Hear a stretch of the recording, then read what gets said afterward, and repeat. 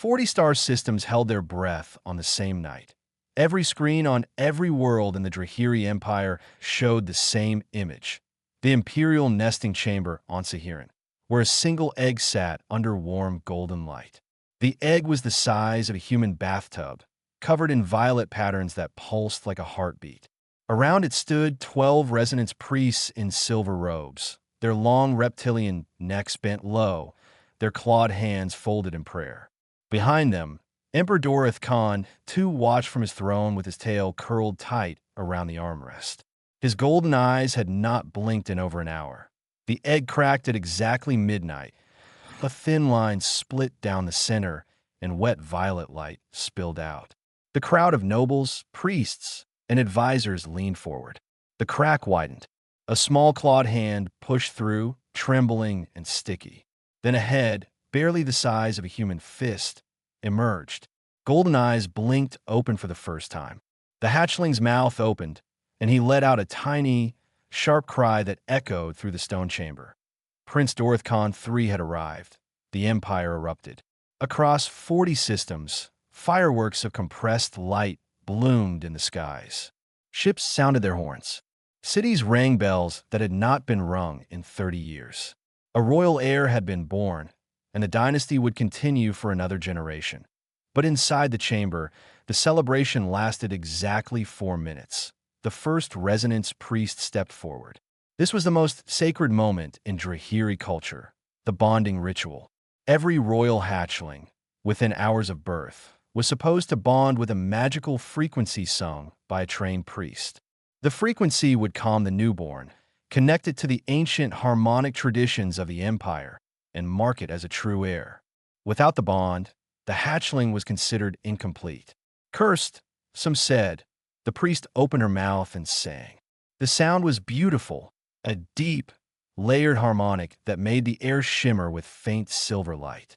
It was the same frequency that had bonded the emperor himself 60 years ago. It was perfect, the hatchling screamed. Not a cry, a scream.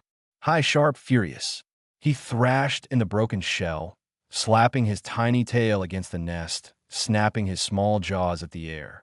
The priest stumbled backward, her song broken. Not a second priest tried. Then a third, then a fourth. Each one sang a different bonding frequency, each one older and more powerful than the last. The hatchling rejected every single one. He screamed louder with each attempt, his small body shaking, his golden eyes wide with something that looked less like anger and more like pain. By the sixth priest, the emperor was standing. By the ninth, he was gripping the edge of his throne hard enough to crack the stone. By the 11th, the court was whispering. Advisors exchanged looks that carried the weight of political disaster.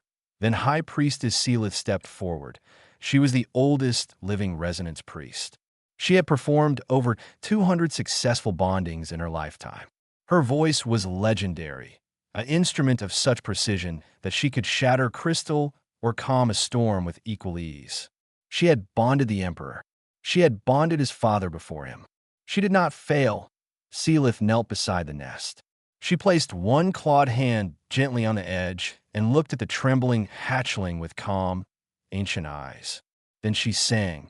The sound filled the chamber like warm water filling a bowl. It was the most powerful bonding harmonic ever recorded, a frequency so old it predated the empire itself. The air turned gold. The crystal pillars hummed in sympathy. Every Drahiri in the room felt their scales tingle with resonance. The hatchling went quiet. For 3 perfect seconds, there was silence. Seelith's eyes softened. The emperor exhaled. Then the prince opened his mouth and shrieked so loudly that 2 of the crystal pillars cracked from floor to ceiling. The sound hit Seelith like a physical force, and she staggered backward, her song destroyed. Shards of crystal rained down. A noble fainted. The hatchling curled into a tight ball in his nest and cried. Not screaming anymore, just crying. Small, exhausted, broken sounds from a baby who wanted something no one in the room could give him. The emperor stood in the ringing silence, his face unreadable. Then he spoke 2 words that sent a chill through every Drahiri in the chamber. Seal it. The doors closed. The ceremony was over. The Empire's screens went dark.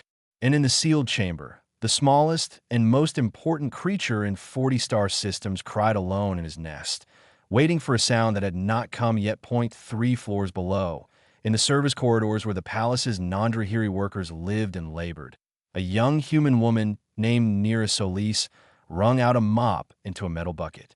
She had not watched the ceremony. She did not own a screen. She was thinking about her younger brother back on Earth, about the hospital bills she was trying to pay, about the rain that used to fall on the tin roof of her grandmother's house in a small town outside Buenos Aires. She hummed a song to herself as she worked. It was not a beautiful song. It had no magic in it. It was just an old lullaby about rain. Simple, quiet, and human. Above her, behind sealed doors, the prince kept crying he would not stop for 6 more days.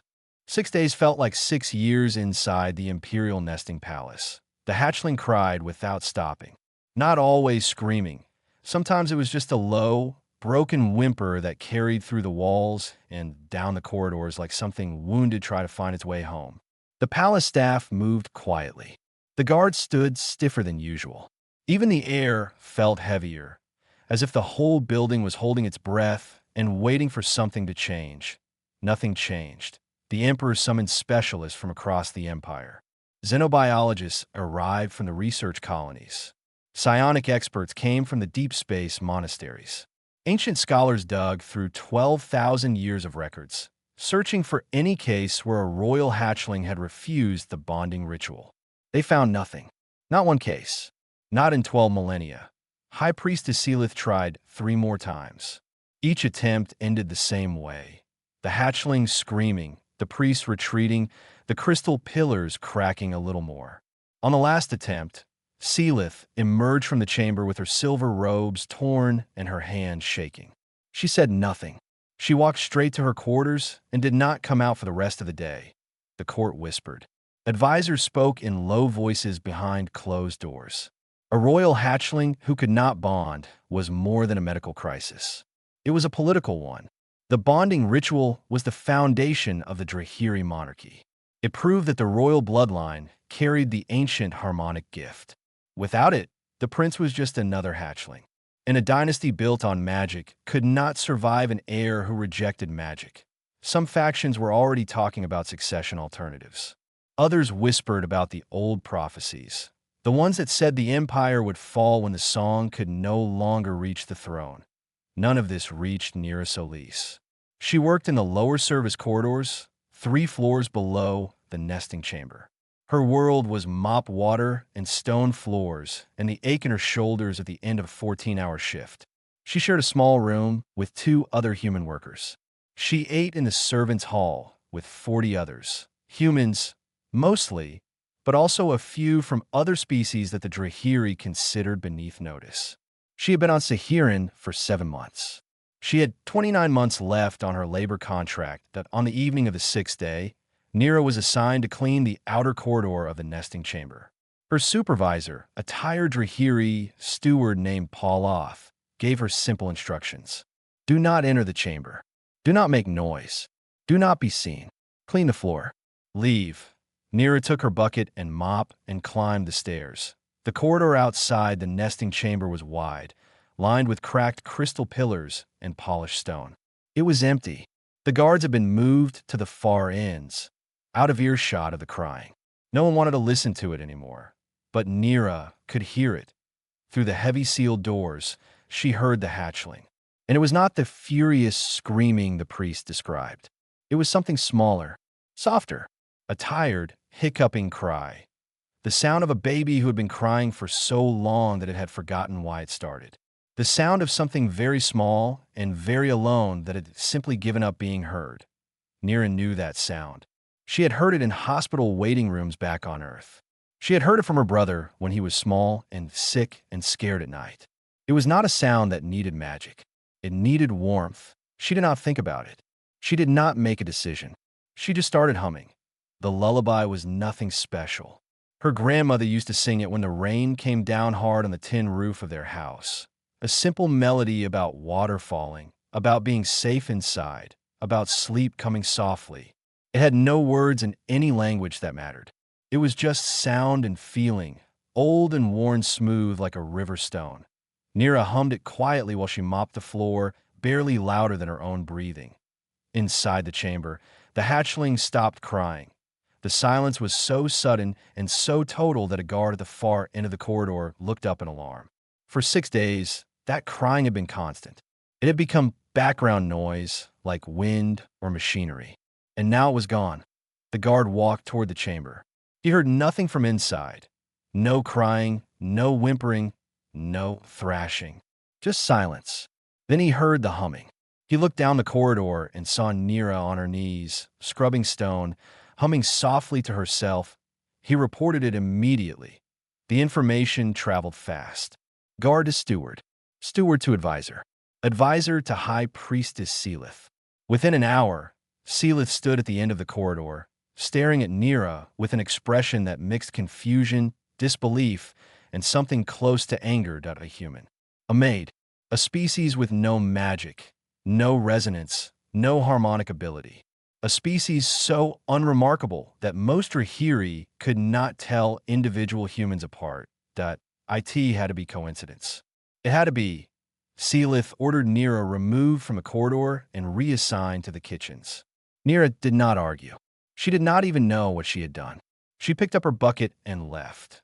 The hatchling resumed, crying within the hour. And this time, even Seelith could hear the difference. This was not rejection. This was not anger. This was grief. The prince was crying for something he had found and lost. The emperor did not sleep that night, that he stood alone in the observation gallery above the nesting chamber, looking down through the reinforced glass at his son. The hatchling lay curled in his nest, crying softly. His violet scales faded to a pale gray. The palace physicians had delivered their report an hour ago. A hatchling who did not bond within 10 days would weaken. The organs would slow. The mind would cloud. By day 12, the decline would be irreversible. The prince was on day 8. He was running out of time. The emperor had ruled 40-star systems for 60 years.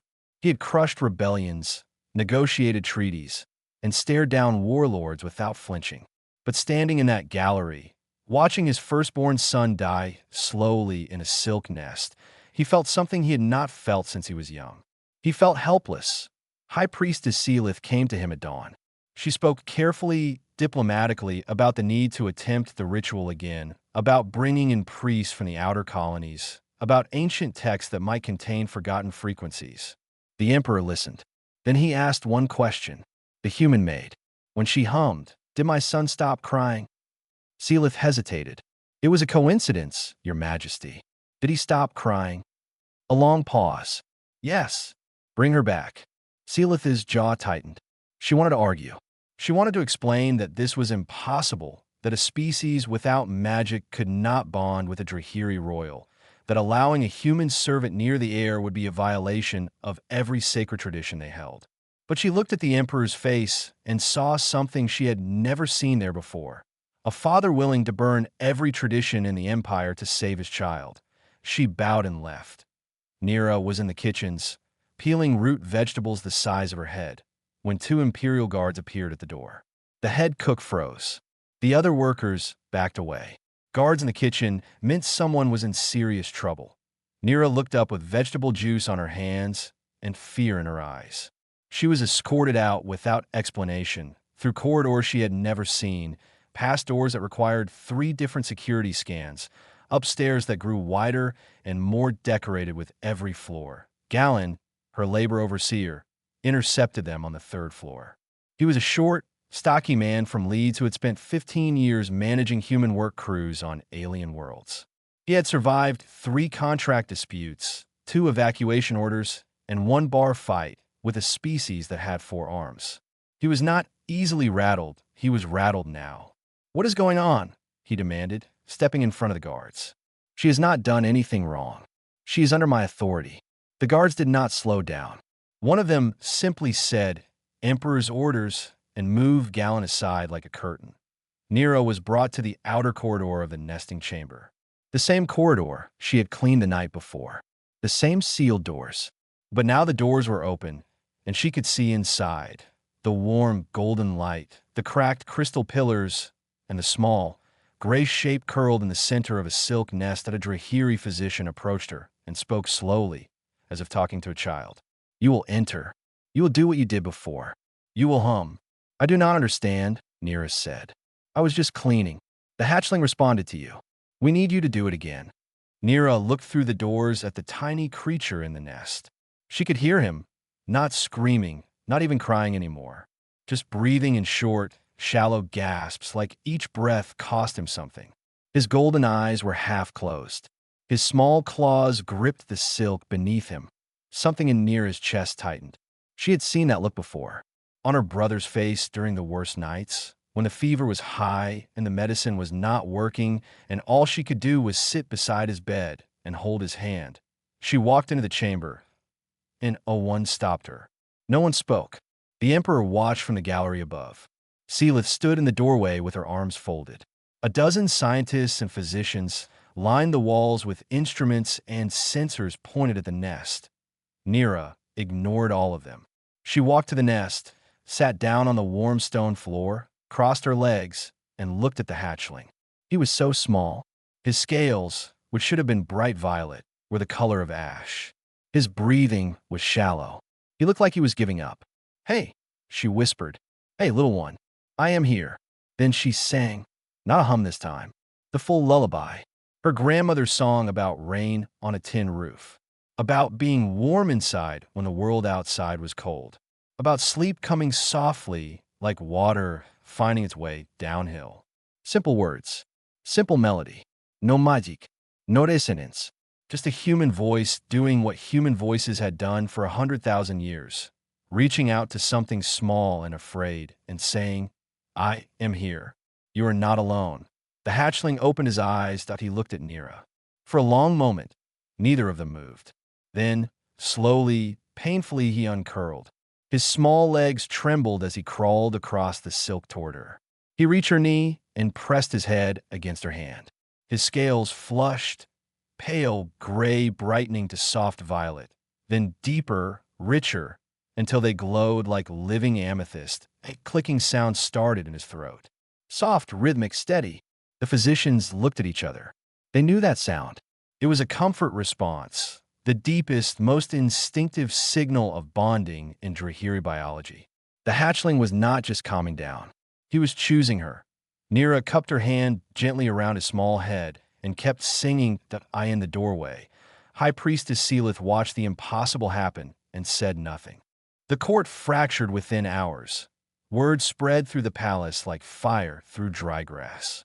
The royal hatchling had bonded, not to a resonance priest, not to an ancient harmonic frequency, but to a human cleaning maid who sang a lullaby about rain. By morning, every noble house in the capital knew. By afternoon, every system in the empire had heard. By evening, the arguments had already begun. The traditionalists were furious. 12,000 years of sacred bonding rituals, and the heir to the empire had attached himself to a servant from a species that most Drahiri considered barely above livestock. Lord Vareth, the head of the oldest noble house, called an emergency session of the High Council. He demanded that Nira be removed from the chamber immediately and the bonding ritual be attempted again with proper priests. He called the situation an embarrassment, a corruption, and a threat to the very foundation of Drahiri civilization. High Priestess Seelith supported him, though her voice carried less conviction than before. She argued on technical grounds. This was not a true bond, she said. It was a stress attachment, a biological survival response from a dying hatchling grasping at the nearest source of comfort. It would fade. It had to fade, because if it did not, then everything the resonance priest had taught for 12,000 years was wrong. The reformists pushed back. Younger nobles, scientists, and military officers who had long questioned the priesthood's monopoly on royal tradition saw an opportunity. If the bonding could happen without magic, then the priests were not necessary. The power structure of the empire could shift dramatically. Caught in the middle of all of this was a 26-year-old woman from Argentina who had signed a 3-year off-world labor contract to pay for her brother's heart surgery. Nira did not understand Drahiri politics. She did not speak their formal court language. She did not know the names of the noble houses or the history of the bonding ritual or the theological implications of what had happened. She knew that a baby was sick and her singing made him better. That was the entire length and width of her understanding, and she was not particularly interested in expanding it. But the baby was getting better. That was undeniable. Within 2 days of Nira entering the chamber, the prince was eating again. His scales regained their violet glow. His golden eyes brightened. He slept in long, peaceful stretches, curled against Nira's leg or tucked into the crook of her arm. He followed her around the nest when she moved, clicking contentedly when she was close and crying sharply the moment she stepped toward the door. The physicians ran tests every few hours. The results were consistent and, to them, baffling. The hatchling's vital signs were strong. His growth rate was normal. His brain activity showed the same patterns they would expect from a successfully bonded prince. By every biological measure, the bond was real that on the 3rd day, Emperor Dorith Khan II made his decision that he appeared before the High Council in full ceremonial armor, something he had not worn since the border wars 30 years ago. The message was clear before he spoke a single word. He was not asking for opinions. He was giving an order. Nira Solis would remain in the nesting chamber as the prince's recognized guardian. Not a servant, not a temporary caretaker, a guardian with formal standing in the imperial household. She would be given quarters in the palace, a personal stipend, and the legal protections of a court official. The chamber erupted. Lord Varith shouted that this was treason against tradition. Seelith closed her eyes as if absorbing a physical blow. 3 council members walked out in protest. The emperor waited for the noise to die. Then he said, "My son was dying. She saved him. Anyone who threatens her threatens the heir. I trust one do not need to explain what happens to those who threaten the heir." The room went very quiet. That evening, Galen was allowed to visit Nira in the chamber. He found her sitting on the floor beside the nest, the hatchling asleep on her lap, her hand resting gently on his back. She looked exhausted and confused and very far from home. "You need to understand something," Galen said, sitting down across from her. "You are in the middle of a war now. Not the kind with guns. The kind with words and politics, and people who smile at you while they plan your removal. There are powerful factions in this empire who want you gone. Some of them want worse than that." Nira looked at him. "I did not ask for any of this." "I know, but it is happening anyway." Galen leaned forward. "Be careful. Watch who talks to you. Do not agree to anything without telling me first. And do not trust anyone who suddenly wants to be your friend." Nira nodded slowly. She looked down at the hatchling sleeping on her lap. His small claws were wrapped around her finger. His breathing was slow and steady in content. His scales pulsed with a faint violet light that matched the rhythm of his heartbeat. "He is so small," she said quietly. "He is the heir to 40 star systems. He is still small." Galen looked at her for a long moment. Then he shook his head, and something like a tired smile crossed his face. "Yeah," he said, "I suppose he is." He stood up and walked toward the door. At the threshold, he paused. "Nira, the court sees a political crisis. The priests see a theological disaster. The emperor sees a saved dynasty." He looked back at her. "What do you see?" Nira did not hesitate. "A baby who needed someone." Galen nodded once and left. Behind her, the prince shifted in his sleep, pressed his head tighter against her hand, and clicked softly, the sound of something small and safe and exactly where it wanted to be. The prince's first word was not a royal title. It was not a sacred name, or a formal greeting, or any of the ceremonial phrases that Drahiri heirs traditionally spoke within their first month. It came on a quiet afternoon, 3 weeks after the bonding, while Nira was folding clean silk sheets beside the nest and humming softly. The hatchling had been watching her with his golden eyes, his head tilted to one side, his small mouth opening and closing as if practicing something. Then he said it. "Nana." Nira froze. She looked at him. He looked back at her, blinked once, and said it again. "Nana." His attempt at her name. His first word in any language. The physicians recorded it. The scholars noted it. And somewhere in the palace, when the report reached her, High Priestess Elith sat alone in her quarters and stared at the wall for a very long time. The weeks that followed were a strange, quiet revolution. The prince grew rapidly under Nira's care. His scales darkened to a deep, rich violet. His golden eyes sharpened. He ate well and slept deeply. And every morning he crawled out of his nest and climbed into Nira's lap before she had even finished her breakfast. He followed her everywhere in the chamber, clicking when she sang, chirping when she laughed, making small growling sounds when she was too far away. He was, by every measure, a healthy and thriving royal hatchling. And that was the problem. Because the scholars could not explain it, they studied Nira obsessively. They measured her vocal frequencies with instruments so sensitive they could detect a whisper from 3 rooms away. They scanned her brain activity during singing. They analyzed her blood, her saliva, her skin cells, her breath. They tested her for psionic ability, latent magic, hidden resonance gifts, dormant telepathic potential. They found nothing. Absolutely nothing. Nira Solis was, by every measurable standard, an ordinary human being. Average height, average intelligence, no special training, no unusual genetics. A woman who had never finished university, who had worked as a house cleaner on 3 different planets, who sang slightly off-key and did not know what a harmonic frequency was. This disturbed the scholars more than any anomaly would have. An anomaly could be studied, categorized, filed away. But ordinary? Ordinary meant the answer was not in Nira.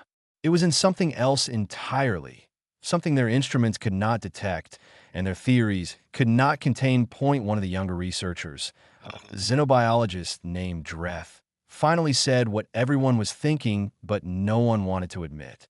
Perhaps the bonding was never about magic. Perhaps it was about something simpler. Comfort, warmth, presence, the feeling of being safe. The room went silent when he said it. Because if that was true, then the resonance priests had been wrong for 12,000 years. Not about everything. The harmonic frequencies did work. But they worked because they provided comfort, not because they were magical. The magic was never the point. The feeling was the point. And a human lullaby, sung by a kind woman with no special talent, had provided that feeling better than 2 centuries of trained priesthood. Seelith heard about Dreth's theory. She did not comment publicly, but privately, something was breaking inside her. She had spent her entire life, over 200 years, mastering the resonance arts. She had devoted everything to the belief that the ancient harmonics were sacred, that they connected the royal line to something greater, something divine. And now a cleaning maid from Earth had done what she could not. With a song about rain on a tin roof. One night, Seelith entered the nesting chamber alone. Nira was asleep in the small bed that had been set up for her in the corner. The hatchling was curled in his nest, breathing steadily. Seelith knelt beside the nest. She looked at the sleeping prince, his scales glowing softly, his small chest rising and falling in perfect rhythm. She reached out and let one clawed finger rest near his head. Then she sang, quietly, the most beautiful, most perfectly tuned bonding harmonic of her entire career. Every note was flawless, every frequency aligned. The hatchling opened one eye. He looked at Seelith. He studied her for a moment with the calm, unimpressed gaze of a baby who knew exactly what he wanted and knew this was not it. Then he turned away, crawled to the edge of the nest closest to Nira's bed, and clicked softly until he fell back asleep. Seelith stayed, kneeling beside the empty nest for a long time. When she finally stood, her eyes were wet, something that had not happened in over a century. She left the chamber without a word. The next morning, Nira received a transmission from Earth. Her brother's surgery had been successful. He was recovering well. The doctors were optimistic. He had sent a short video message, his face thin and pale, but smiling, waving at the camera, saying, "Thank you, Nira. Come home soon." Nira sat in the corner of the chamber and cried. She cried quietly, with her hands over her face, trying not to make noise. But the hatchling heard. He always heard. He crawled out his nest, crossed the floor on unsteady legs, and climbed into her lap. He pressed his small head under her chin and clicked, steady, rhythmic, warm. The the same sound she had given him when he was afraid, given back to her now when she needed it. Nira wrapped her arms around him and held on. 3 months after the hatching, the imperial palace opened its doors for the presentation ceremony. This was the oldest tradition in the Drahiri Empire. The ritual where the bonded prince was formally shown to the public for the first time, introduced as the recognized heir and future ruler of 40-star systems. For 12,000 years, the ceremony had followed the same structure. The emperor would stand at the center of the grand terrace. The resonance priest who performed the bonding would stand beside the heir. The bonding song would be sung before the empire, and the people would witness the sacred connection between ruler and tradition. Today, there was no priest beside the heir. There was Nira. She stood on the grand terrace in simple clothing. Not the ceremonial robes the court had offered her, which she had politely refused because they were too heavy and she could not move her arms properly. She wore a clean white shirt and dark trousers, and her hair was tied back the same way it had been on the day she mopped the corridor outside the nesting chamber. She looked exactly like what she was, a young woman from a small town who had ended up very far from home. The prince stood beside her. He was bigger now, the size of a large dog, his violet scales deep and luminous, his golden eyes bright with intelligence. He had grown fast in the past 3 months, and he moved with the confident, slightly clumsy energy of a young creature discovering that the world was interesting and he wanted to touch all of it. His tail was wrapped loosely around Nira's ankle. His claws rested on the stone beside her feet. He was not restrained or positioned. He was simply standing where he always stood, next to her. The ceremony was broadcast across all 40 systems. Billions watched. The grand terrace was filled with nobles, military officers, priests, scholars, and ambassadors from a dozen other species. The silence was enormous. The emperor spoke the traditional words. He named his son. He declared the bond recognized. Then came the moment that every viewer was waiting for, the bonding song. Nira looked out at the crowd. She looked at the floating cameras that carried her image across the stars. She looked down at the prince, who looked up at her and clicked once, softly, the way he always did when he wanted her to sing. She took a breath and sang the lullaby, the one about rain on a tin roof, about being warm inside when the world was cold, about sleep coming softly. Her grandmother's song, carried across space and time, from a kitchen in Argentina to the heart of an alien empire. Her voice was not perfect. It wobbled on the high notes. It was too quiet for the terrace, and the amplification systems had to boost it so the crowd could hear that it did not matter.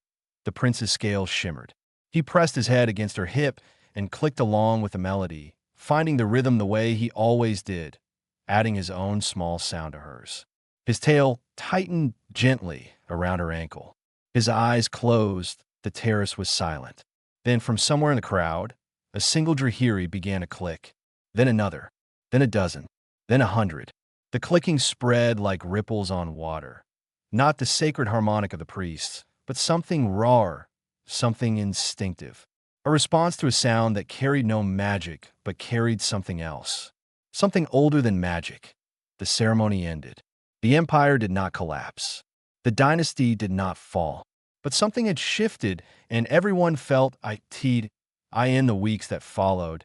Drahiri scholars began studying human culture with genuine curiosity for the first time. Not human technology, which was unremarkable. Not human military strength, which was limited.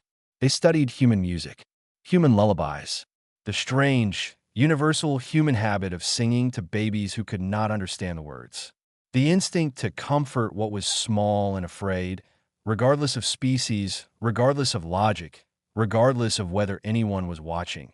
They found that humans had been doing this for over 100,000 years. Before they had language, before they had fire, before they had anything at all, they had their voices, and they used them to say the same thing in 1,000 different ways. You're not alone. High Priestess Elith requested a private audience with Nira. They met in a small garden inside the palace, surrounded by flowering plants that glowed faintly blue in the evening light. Seelith was quiet for a long time. Then she asked one question. Why did you sing to him? You did not know what he was. You did not know what was happening. Why did you sing? Nira thought about it. Not for long. He was crying, she said. That is enough reason. Seelith looked at her. 200 years of training, of discipline, of absolute faith in the sacred arts. And the answer was that simple. He was crying. That is enough reason. Seelith nodded once, slowly. She did not argue. She did not explain. She stood, bowed her head slightly, a gesture she had never made to a non-Drahiri in her life, and walked away. She carried that answer with her like a stone in her hand, and she would turn it over in her mind for the rest of her long life. The story closes on a quiet evening. Neera sat in the palace garden as the sun set over Sahiran, painting the sky in shades of gold and deep violet. The prince, bigger now, heavier, his scales warm against her side, lay curled around her with his head on her lap. She sang softly, not the lullaby this time. Something new, something she was making up as she went, finding words and melodies in the moment, the way humans always had. The prince clicked along, matching her rhythm, adding his voice to hers. Somewhere across the stars, on 100 different worlds, other species were beginning to ask the same question the Drahiri had asked. What was it about humans? They had no magic, no telepathy, no resonance, no ancient gifts. And yet they kept reaching things that no one else could reach. The answer was always simple. Humans did not wait to understand something before they cared about it. They heard crying in the dark, and they sang. Not because it was sacred, not because it was commanded, not because they expected anything in return. They sang because someone was afraid, and they were there, and that was enough. It was always enough.